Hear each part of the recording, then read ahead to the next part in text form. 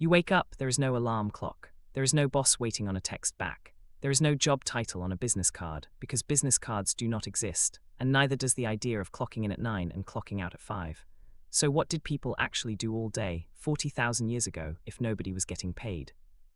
Let's set the scene. We are somewhere on the plains of southern Africa, or maybe the forests of Europe, 20 to 60,000 years back. Small bands of people, maybe 20 to 50 of them, move together across the land. There is no money, there is no currency at all, nobody signs a contract, nobody gets a salary, and yet somehow every single person still gets fed, clothed, and kept alive. Here is where it gets strange for modern brains. Anthropologists who studied groups still living this way in the 20th century, like the Hadza in Tanzania and the San people in the Kalahari, found something that broke a lot of assumptions. These groups spent roughly 4 to 6 hours a day on tasks tied to getting food. Not 8, not 10, 4 to 6. The rest of the day went to resting, talking, making tools, telling stories, and just sitting around with other people. This idea got a name in the 1960s, the original Affluent Society. The anthropologist Marshall Salins argued that hunter-gatherers were not scraping by on the edge of starvation, the way old textbooks assumed. Instead, he said they had what they needed, and they had time left over. It is worth saying clearly that this claim is debated. Some researchers pushed back, pointing out that Salins may have undercounted time spent on food processing, tool repair and childcare, all the unpaid labor that never shows up if you are only counting hours spent chasing an animal or digging up a root. So the real number of working hours probably sat somewhere between the relaxed picture and the exhausting one. Either way, there was no boss clocking anyone in. Now, just because there was no job title does not mean there was no work getting done. Tasks got split up. In most foraging groups, men more often handled hunting large or fast-moving animals, and women more often handled gathering plants, nuts, and small game, along with childcare. But this was not a fixed rule carved into stone. Anthropological and archaeological evidence shows plenty of exceptions. A grave in Peru, roughly 9,000 years old, held a young woman buried with a full hunting toolkit, projectile points, and all strong evidence that she hunted big game herself. So think of the split less like a strict job description, and more like a general pattern that people bent whenever the situation called for it. The workday itself did not look anything like ours, and it changed with the seasons. In a good season, when berries were ripe or a herd was close, people might barely need to lift a finger to eat well. In a lean season, the same group might spend most of daylight tracking, digging, or waiting near a water hole. There was no fixed schedule, no set number of hours written down anywhere, because writing itself had not been invented yet. Work simply expanded or shrank based on what the land was offering that week. Skill still mattered, even without paychecks. Some people were better at knapping stone into sharp blades. Some were better at reading animal tracks from a broken twig or a faint print in dry dirt. Some knew which plants would kill you and which ones would cure a fever. These people were not employed as tool makers or healers the way we would think of a job today. There was no interview, no salary, no title. But their skill earned them status, respect, and a role the group leaned on. If you were the best flint napper in your band, people brought you stone, and you handed back blades. Nobody signed a contract. It just worked, because everyone needed everyone else to survive, and that need built its own kind of structure. There is also good evidence that these bands actively worked against anyone turning skill into power. Anthropologists call this a leveling mechanism. If a skilled hunter started acting like he owned the meat he brought back, or bragged too loudly about a big kill, the rest of the group would mock him, tease him, or just quietly ignore the boasting until it stopped. Studies of groups like the San describe hunters deliberately downplaying their own kills, calling a huge animal just a bit of bone, because pride invited social pushback fast. The goal was not to punish talent. The goal was to stop talent from turning into a boss. Sharing was not optional kindness either. It was closer to a rule everyone followed because the alternative was starving alone later. Meat from a big kill got split across the whole band, not kept by whoever threw the spear. Miss a hunt today and someone else feeds you. Feed everyone today and you eat when your own luck runs out next month.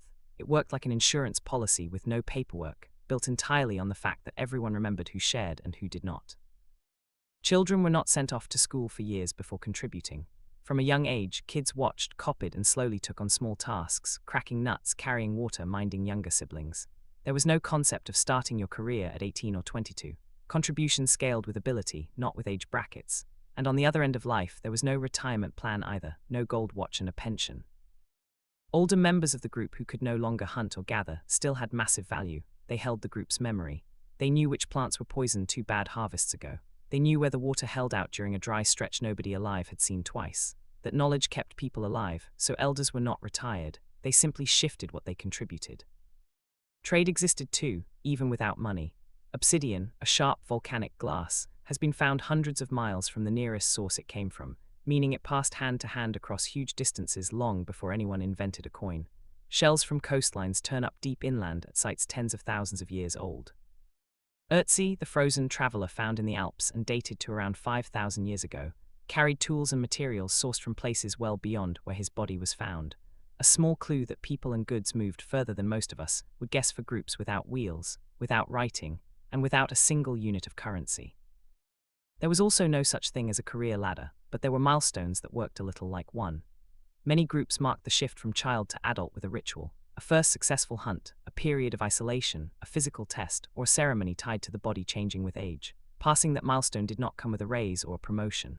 It came with a new set of responsibilities the group now expected you to carry, and a new level of trust from everyone around you.